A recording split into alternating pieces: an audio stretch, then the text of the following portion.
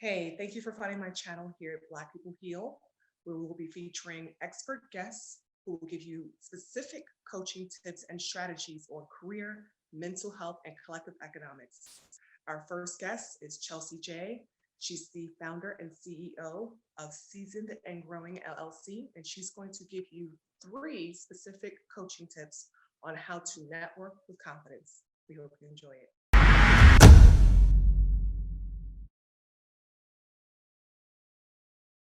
The first thing that I always ask my clients is, what is your timeline? Because if your timeline is a month or two, we might not be able to make that happen in a month or two. But if you have a timeline of 6 months, okay, let's make a plan so that next month you're jumping into taking on that training, diving into volunteering, becoming part of a committee, taking on a new project that can really showcase those skills. What I'll do is give you an example. I recently worked with a new graduate who had come out of school, and she wanted to be a web designer, but she didn't have an extensive portfolio that she was proud of. So I said, okay, that means that we need to build a portfolio, right? And she was like, of course, but I don't know where to start. And I don't know how to find people to build a portfolio for. And I said, okay, well, there are a lot of small business owners out there who would love to have a brand new website or at least a mock up just so they can see what you can do. And there are a lot of well, not small, but there are a lot of networking groups for small businesses online as well. I said, join those, put yourself out there. We kind of worked on verbiage so that she could introduce herself with confidence into those messaging boards. So she jumped out there and said, hey, I'm a recent graduate. I would really like to, take on 5 small business owners and build a new website for you, in turn for a testimonial. And you're backing and support. So if someone needs to call you as a reference, you could do that for me.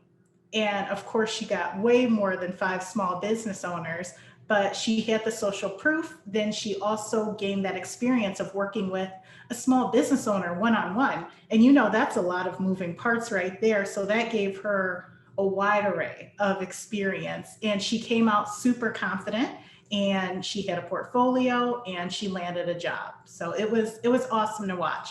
But she had a longer timeline. She gave me anywhere from 6 to 9 months, and we were able to make that happen. I think that's a great anecdote. I don't know.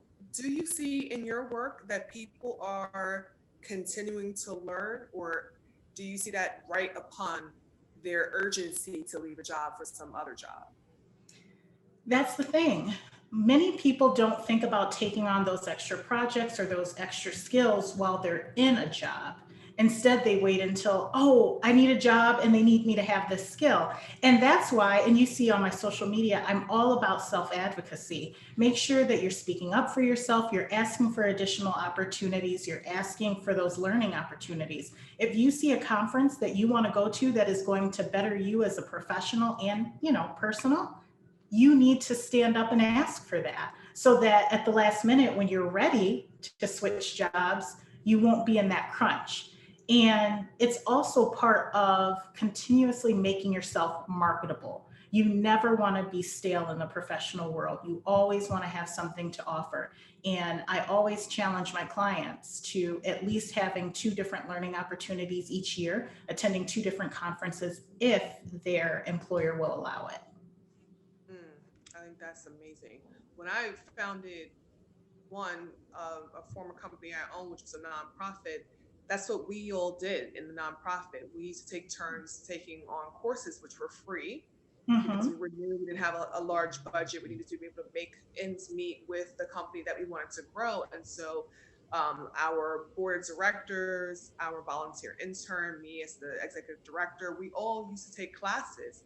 And this is the thing I find so valuable in terms of working with so many different kinds of people, because I get to learn from them what's missing, what are they looking for, and then how to bridge the gap, which is why I wanted to have you as an expert on both the podcast and the channel, because I think too often people wait until, like I said, it's time to leave or they're being forced out of a job or they're burnt out to then start considering what's necessary. What do I need to market myself? Because most people don't think of themselves as a brand. People think of themselves as an employee.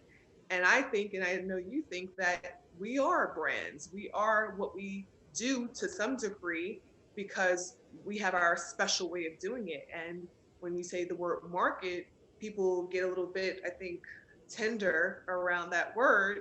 Yeah. But um, again, going back to when I had the nonprofit, it was the value of our mission to make sure that everyone on the board, the intern, myself, were all constantly learning. So we would seek classes, and then when classes were of a certain fee, the company would absorb the fee for people because it was so meaningful to the growth of our company and to our network to bring in funding later to continue to learn and take classes. And I know as a professional in mental health, I have to get continuing education units in order to stay licensed. So, backing up to what you said about the pre planning steps, to me, it sounds like the pre planning actually starts way ahead of interviewing. It sounds like it starts with people just tapping into their annual goals and Mhm. including those goals with their professional skills and including their vision of what they want to do in the future to establish some short-term and long-term goals. Am I wrong? You are absolutely right. It's a process, it's a series of steps. It's not just one point in your life where you're like, okay, I need to pre plan right now. You are pre planning your entire life as you go throughout your career. And even in school, you're continuously planning. You're planning your next classes, and you're planning your internship. So you are always planning. Yeah, yeah. I want to move into what we were just talking about onto the part that connects us to the actual interview. So we have pre-planning steps include continuously learning, taking courses, seeking out free ones as well as paid ones, seeking a mentor in your industry. But Mhm. now, let's say someone has found an opportunity to interview or a recruiter reached out to them for an interview. What steps leading up to the interview should people also employ? There's a couple, but number one is do your research. I always advise clients and any job seeker from just pressing that blanket apply, apply, apply. You always see job seekers go to the job boards and just apply for any and everything that's open. And that's the worst mistake you can make because you don't have time to research every single employer to make sure that they're a fit for you. So I always like to say make sure that you are narrowing down your search so that you have the list of employers that you are truly interested in working for. And that way you can carry out the research needed in order to make sure this is going to be a good fit for you. And when I say research, there are a lot of different outlets and sources to do that. You can either research online and go to websites like glassdoor.com to check out reviews, check out salaries, check out what are the most common complaints or praises from employees so that you can kind of see, okay, is this going to work for me? Is it not? So I always recommend doing that. I also recommend reaching out to current and previous employees just to get a little inside info, just to see how their experience is with the company and if they would recommend it. So I always recommend going into an interview, knowing who your interviewer is going to be, and knowing about the company and the atmosphere, the culture, and the pay as well. I want to unpack that some more because Mhm. I think that's really helpful. I don't know because, again, I haven't been out there interviewing in quite a while, but I work with a lot of people who are very burnt out or they're ready to move on from their current job to another job. And I didn't know until I was actually listening to you online share a similar kind of bit of knowledge because interviewing is one thing and researching a company is another. Mhm. How will someone know who they're going to interview with so that they know where to begin their research on the person who will be in the room with them? Yes. So I will say you can usually find out 80% of the time. Now, with larger corporations, sometimes that's a little bit more of a challenge because you have more channels to go through and you may not always find it right away. But whenever someone calls you for an interview, that's the easiest way to find out who you are going to be interviewing with. You can always just say before you hang up the phone, hey, do you mind if I ask who I'll be interviewing with? And 9 times out of 10, they are comfortable with giving you that answer. Another way you can find out is by directly speaking with the hiring manager online. If they recruit you online, ask them who will be interviewing you. And then the third way is to go right online and see what their leadership team looks like. So you can at least have some type of an idea of who it is. And if you find out who you're interviewing with, do a little research on them online and see what commonalities that you have. So sometimes when you have little breaks in the interview, you can make an opportunity to build a relationship with them by letting them know, I noticed that you were interested in this. This is something that I do as well. And that just kind of sweetens the deal in interviews too. Yeah. When you and I talked about coming together to do this conversation, I went to seasonedandgrowing.com and I saw that that type of connection to the potential employer was really valuable. And it was not something that I think I had ever employed in my previous experiences with interviewing, but I thought it was really great to see that you mentioned that, because I think when we get to, which we'll talk about in a few minutes, LinkedIn, people find LinkedIn such a scary place to network because it's broad and there are lots of people pitching you for things. And also, there's fear of your existing employer finding out that you might be looking for a job. So, in talking about networking with confidence, it sounds like, again, it goes back to doing your homework, not Mhm. only on the company that you potentially want to work for, but the people in the company, including the interviewer, so that you can try to bridge some gaps between what they may have been involved in previously or some of their common interests that you share. I wonder when it comes to how mindful we need to be in regards to potential colleagues that work for companies that we want to work for, or former classmates in companies that we may want to work for, if we should tap into those resources, Chelsea, before interviewing, so we know what the cultural climate is like, especially since now with everything from these dual crises that we're living in, people Mhm. may want to know a little bit more about the administration, they may want to know a little bit more about the leadership. What do you say about that? What do you say about tapping into those resources internally before you reach out to an opportunity, a job for an opportunity? That's the best way to do it. And you know that phrase when they say your network is your net worth? It's Mhm. true. And that's the easiest way, easiest and quickest way to get the information that you need. If you have people in your circle, whether it's people that you went to school with or previous colleagues, any type of connection that you have to any organization, use that because you already have that familiarity. So they're going to be comfortable with talking to you. Because sometimes when it's a stranger, they're kind of like, whoa, are you going to record me? What's going on here? So if you have those connections already established, reach out to them. They'll be comfortable. They'll be more open and honest with you. And you can be honest with them as well with what you're looking for. And that way they can tell you yay or nay. Okay, that's really helpful. One other thing, now we have the pre-planning, we have the pre-interviewing, we have the pre-job connections network. Now we get the interview. And nowadays, again, living in a pandemic, most things are happening remotely. So people can see each other face to face, like you and I are doing right now. In that interview, what Mhm. are some of the physical characteristics that people should also utilize in an interview to appear confident, even when they don't feel confident? Mhm. I always recommend a few things. First of all, before your interview, do something that calms your nerves.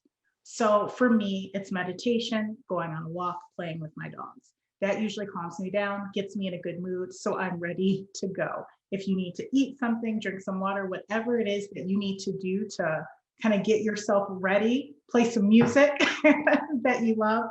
I just want you to get comfortable and in the zone. And I always recommend being in an environment that's welcoming for you. So make sure that you're not in your busy living room or in your kitchen where you get a lot of distractions, or if you live with a house full of people where they can walk by and kind of say, hey, what's going on, and throw you off your game. So go somewhere, go to a location that brings you peace and that's quiet for you and comfortable as well. So that will start to help get you in the mindset of going to the interview online. Yeah, as a life coach myself, I know how powerful settings are. and how influential the environment can be. I want to dig some more because I want people to really walk Okay. away with some small and large actionable steps to take. Some of what happens, and this is where the connection between what you wrote in your blog and what I've seen in some of the emails coming through my inbox are reasons why people don't land the job. And sadly, I'm on the side as a coach and as a therapist for people where I'm hearing of the disappointments when they've Mhm. interviewed sometimes more than once for the same position and they don't land the job. Now, Mhm. fortunately, in some cases, some of those clients get a chance to talk to the interviewer to find out what was lacking.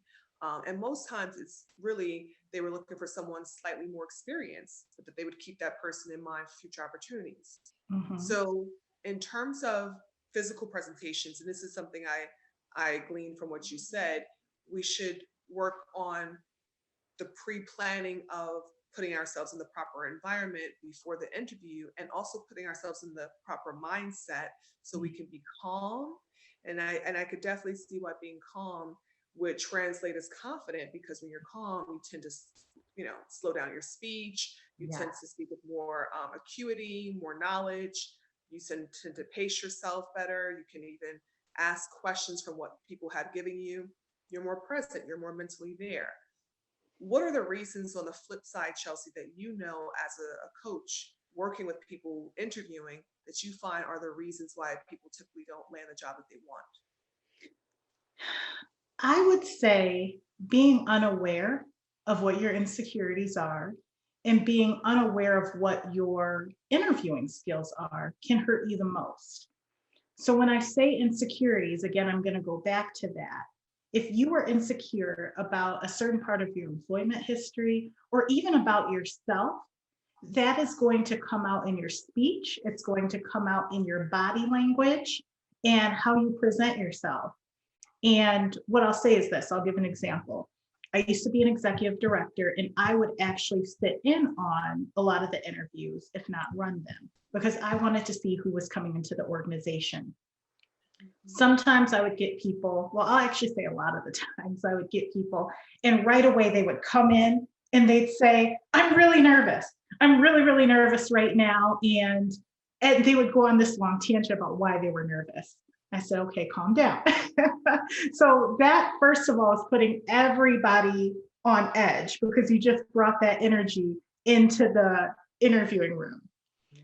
After that, I would sometimes get my older workers that would come in and they'd be like, well, I know I'm not a spring chicken. And I'm like, no, no, no, don't say that. You have a lot of experience that we can use that this organization needs.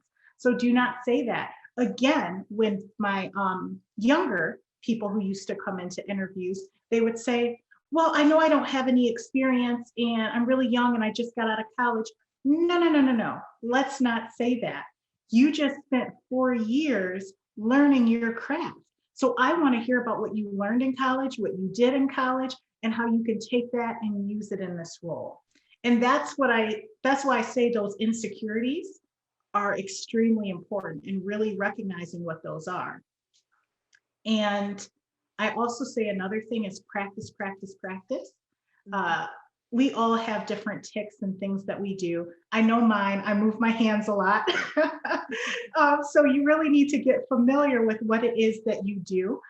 Sometimes it could be sometimes I've seen, women play with their hair during interviews, or I've seen people, continuously do things with their hands. Sit down with a friend or a coach and do a trial run of an interview and be open to honest feedback, and you have to get with someone who will be honest with you so that you can work on those things, because all of those little things that you do can be extremely distracting, or they can turn an interviewer off. Ooh, good stuff, I know that Chelsea. was a long answer. I was trying to wrap it up. No, I actually would love more. I don't think that was too long at all. I mean, we need as much help as possible. Look, everyone can't afford a coach. Some Mhm. people are afraid to have a coach. Some people are just avoidant, they're coach adverse. But Yeah. I think we need those skills. We need to know those intricacies about interviewing because I don't know how many employers are going to tell you you appeared nervous, you were twitching, you were talking too much, you stumbled over your words too many times, you didn't know your resume. So Right. this is really helpful. And I love the idea that you said get with someone. It doesn't have to be a coach, it could be a friend that's going to give you honest feedback, and you need to listen to that feedback Yeah. because when you started, I was wondering how would people know those ticks about themselves if they're Right. not introspective? But then as you continue to talk, it made me think, yeah, get with someone you trust that will Mm. give you honest feedback and receive the honest feedback. Write it down because you may not notice when you're talking to a stranger that you could speed up or that you could monopolize the conversation or that you move a lot in your seat. That's Mhm. another thing I see when people are nervous. They jitter and they move a lot in their chair. Yes, that is true. That is one. And then I've also seen some people who are so nervous that they won't smile. So the whole time you have, and how awkward is that in an interview? And they don't recognize it. They don't think about it, but they They're just sit so there things. stone cold. And you're like, are you going to fit in here? Are you going to be nice to me? You know? Oh, okay. I'm so glad you said that. Look, I want our audience to just really get this because, again, they're going to get this through the podcast and the channel. So, for those of you who are listening in and don't get to see Chelsea and I, we're smiling all throughout this interview. And I think that's so vital. I want to say this, and you tell me if you've had this experience yourself. I know now as a small business owner, things I did not know when I was an employee. And one of the things I know is, and this comes with experience and doing things repeatedly. So we're talking again today about networking with confidence. Mhm. Networking with confidence means that you are going to be doing things repeatedly. That includes talking to people, that includes marketing yourself, that includes practicing for your interview. I Mhm. know now as a small business owner who's constantly in positions to market my business, whether it's online or through networking, that part of it is my skill set and what I'm selling to people that I can do. But the other part is my personality and my attitude. Yes. So aware of that now when I wasn't as aware of that, say, 15 years ago. I Mm. just look at and I listen and I feel through how people respond to me when I smile or I just warm myself up to them.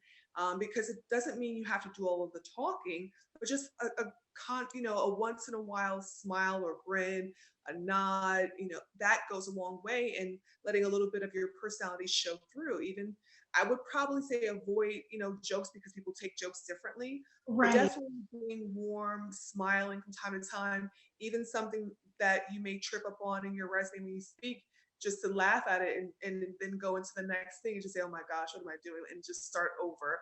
That can really help. So you're right. I can't imagine sitting in an interview. I don't interview people typically, but Mhm. I can't imagine sitting in an interview and someone stone faced to me because it's just awkward and it's uncomfortable, like you said. Well, it's awkward, it's uncomfortable, and it gives the room a laugh when you leave. And that's not what you're going for whenever you go to an interview.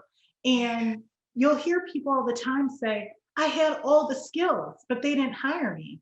And I always say, well, were you likable? Like, were you pleasant in the interview?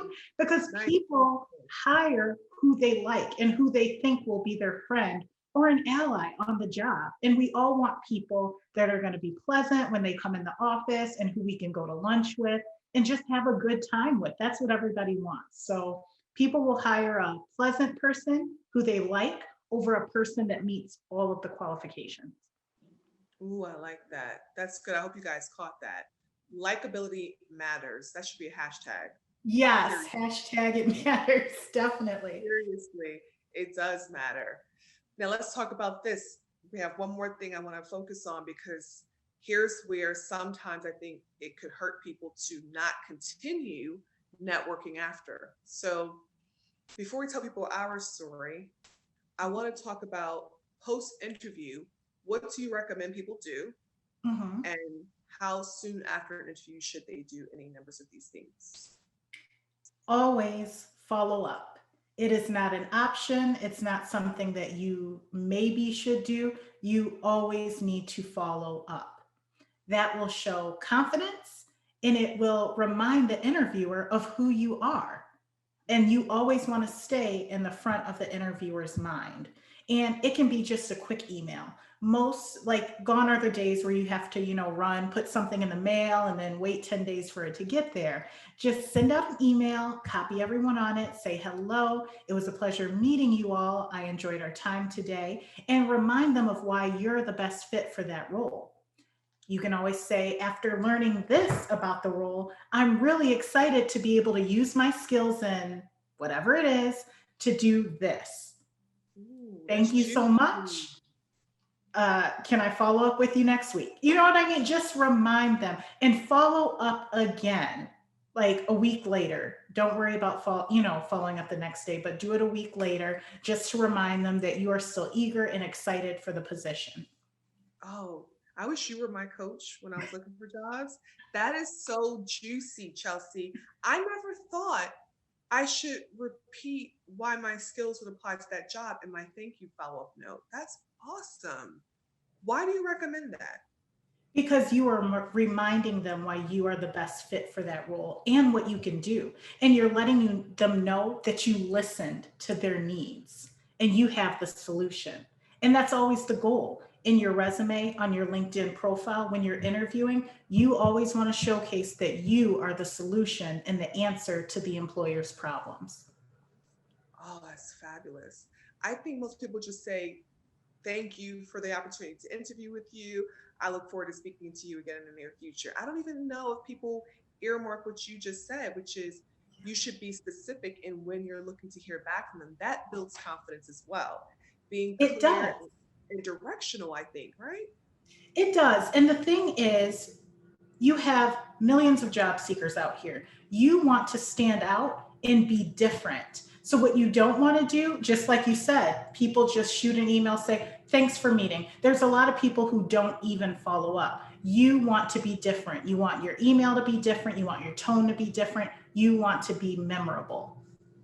Oh, that's amazing. So we're going to recap that. Post interview, you're going to follow up. You're going to follow up with an email. You're going to copy everyone in the interview on Mm, that email. You're going yes. to thank them for the opportunity to sit with them and have met for, maybe even fill in the position that you were interviewing with for, the company you were interviewing with, but add why one of your skills at least is going to put you in a position to solve the problem that they need to solve. That's excellent. And you're going to close with, this is when you expect to hear back from them. So you look forward to hearing from them next week. Exactly. And what you do when you leave that, you're letting them know that you are going to follow up, which lets them know, oh, we need to get an answer. We need to follow up with them as well. So you're holding each other accountable, which is important. And since you're giving them a heads up, whenever you reach out again, it won't seem like you're bothering them because you told them you would. You're just following up on your word. Right. How soon post interview should you do that? So send your thank you note that same day, and then a week later, follow up again. Okay. Okay. Good to know. All, again, wonderful, detailed information I didn't have years ago when I was interviewing.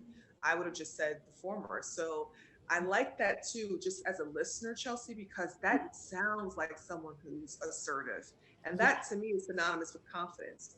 When you are clear and concrete and you are expecting, like you said, hey, I'll be following up in a week. I look forward to speaking to you in a week. That to me says, oh, this person takes initiative. This person has some confidence. They're not sitting back waiting for me to call them. That really sounds very applicable. Yes, and it makes a difference. I've seen it work time and time again. And whenever I tell my clients and other job seekers to do it, they're hesitant because they're like, does that seem pushy? Is it too soon? Does it make me seem desperate? No, you want the job. So follow up and let them know that. And Yeah, they've gotten offers just from that follow yeah. up. Here's a little sneak peek, everybody, for some details that you should stay tuned to. Chelsea and I are going to be doing something together down the line that I think all of you are going to want to know a lot more about. We're going to dive into this concept of the psychology soon, behind networking and networking with confidence. So I hope you will look out for that, and that you also follow Chelsea online.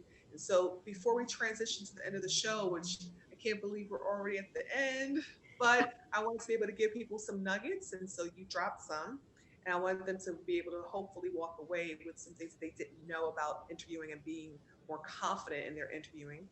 Mhm. You and I have an interesting story because I only met Chelsea maybe 6 months ago, Mhm. and it was on LinkedIn after I watched Chelsea participate in an interview on one of those LinkedIn networks that I tune into. And so I think it was Get Hired. Was it Get It Hired this? was the Get Hired series. Yes. I always advise my clients, look, you need to be on LinkedIn. And if you're not on LinkedIn, you need to at least tune into LinkedIn at least once or twice a week because they have these awesome shows where they bring on experts and you get all this free information that people have to pay thousands of dollars for. And that was the show that I saw Chelsea on. And I saw another colleague who's now a colleague, wasn't a colleague at the time, Mhm. send Chelsea a message on the timeline, and she responded right away. So there were two things, actually three things that stood out for me. One, it was the fact that this show that has thousands of viewers on LinkedIn Mhm. had a young Black female professional who owned her own business, who was helping people that were job hopping to write a strong resume and position themselves to network confidently online. And I had never seen that before, and that was Chelsea. The other thing that stood out about it was that she was a small business owner. And for me, I don't often get to, in this climate, meet other small business owners that I want to network with because one, we're in a pandemic. Two, I don't see people that often. And three, if I'm not working, my head's in a book somewhere. So this allowed me to be able to digitally see someone, another Black female, small business owner, who could also offer maybe not me directly, but potentially my clients a service. And that for me is a win-win opportunity. And the last thing was Chelsea was so warm and friendly and it came across in the camera, guys. And so for me, that is someone I want to know. When I see people and I look at them and I listen to how they speak and how they present themselves, I identify if that's going to be a friend or not a friend, right? So I said, okay, I want to know her. I want to know what she does. I want to get to see where we could do business together. And literally within like a couple of days, I had emailed Chelsea. She received the email, responded right away. I went to her website, did some research, looked at her blog, and a couple months later, she was at my fireside chat for the mentoring program I had last summer. And now we're going to be doing something together in the near future. And I sent her some business. So, all of that to say, LinkedIn networking is your go to friend. You need to be on there. You need to be on there regularly. And even if you're someone who thinks you have nothing to say, the fact is, if you're working or you have worked, there's plenty to say. There's plenty to do. So I want to leave our listeners with, and our viewers here, Chelsea, with maybe two or three important, I would say probably critical things we need to understand about the power of networking with confidence on LinkedIn because it gives you business and it gets you business. And so people are missing opportunities because they're not using it effectively. What Yeah. should people know about LinkedIn and how to network confidently on LinkedIn? Well, first of all, like you said, the relationships that you make on LinkedIn can change your life. You Yeah. build partnerships, you build relationships that are long term and can just turn into a lot of amazing things. And if you are not on there, you are truly missing out. So, the first step, and I'll just go over a few things. The first step is creating an optimized profile, which make sure your picture is on there, make sure you have a banner, and make sure that you are clearly identifying who you are, what you specialize in, and what problems you solve. That right there is the first step to really diving in on LinkedIn and really, showcasing your personal brand. If you are not super comfortable or confident with posting information right away, that's okay. Engage with other people. Look for people that, inspire you, motivate you, that you look up to, that are interesting and provide a lot of good information. Like their posts, comment on their posts, start talking with other people who are commenting on their posts to kind of build those relationships as well. And try to take those offline. Ask if you can hop on a call. Look for, some common things that you have in common with others and start off the conversation that way. So, I mean, those are two ways that you can start really putting yourself out there. And as far as posting, once you get a little bit more comfortable with that, If you don't want to post your own words, find articles that are interesting in your field and share those. And that can get you started with building your confidence on LinkedIn.